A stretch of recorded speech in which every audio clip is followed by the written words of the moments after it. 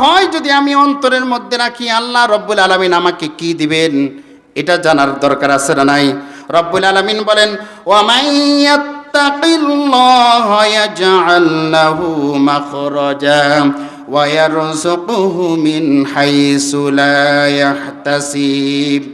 আল্লাহ রব্বুল আলামিন বলেন, যে আল্লাহকে ভয় করে আল্লাহ তার মুক্তির পথ বের করে দিবেন, আর এমন সূত্রে তাকে রিজিক দিবেন যার কল্পনাও সে করেনি।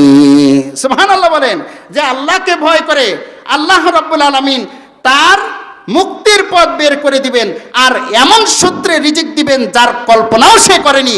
অথচ আমরা মানুষ রিজিক নিয়ে পেরেশানি হয়ে যায়, ব্যস্ত হয়ে যায়, আল্লাহকে ভুলে যায়। ঠিক কিনা বলেন? আল্লাহর ভয় অন্তরে থাকতে হবে।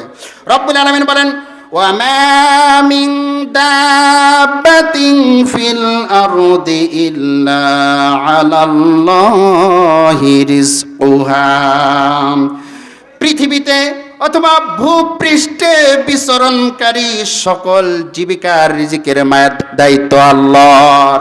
সকল প্রাণীর সকল জীবের জীবিকার দায়িত্ব কার? জোরে বলেন, আল্লাহর। আল্লাহ দায়িত্ব নিয়েছেন, অতএব পেরেশানি হওয়ার কোনো দরকার নাই। রব্বুল আলামিন বলেন, ইন তাত্তাকুল্লাহা ইয়াজআল লাকুম ফুরকানাও ওয়া ইউকাফির আনকুম সাইয়্যাতিকুম ওয়া ইয়াগফির লাকুম ওয়াল্লাহু যুল ফাদলিল আযীম।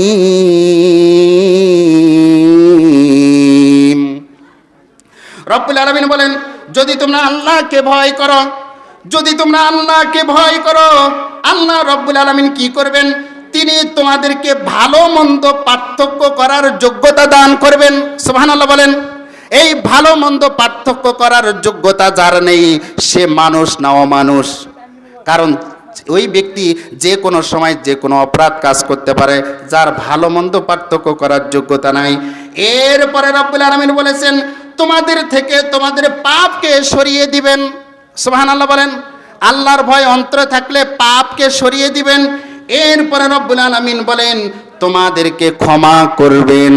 সুবহানাল্লাহ বলেন। তাহলে আল্লাহর ভয় অন্তরে থাকলে, এই আয়াতে কারিমার মাধ্যমে জানলাম, আল্লাহর ভয় অন্তরে থাকলে আল্লাহ রব্বুল আলামিন ভালো মন্দ পার্থক্যকারীর যোগ্যতা দান করবেন, পাপকে সরিয়ে দিবেন এবং ক্ষমা করবেন। এবার রব্বুল আলামিন কি দান করবেন শুনবেন নাকি? রব্বুল আলামিন বলেন, ওয়ালিমান খাফা মাকামা রাব্বিহি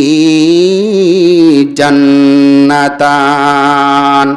যে ব্যক্তি আল্লাহর কাছে দণ্ডায়মান হতে ভয় করে, রব্বুল আলামিন তার জন্য দুটি জান্নাতের ব্যবস্থা করেছেন। সুবহানাল্লাহি ওয়া বিহামদি।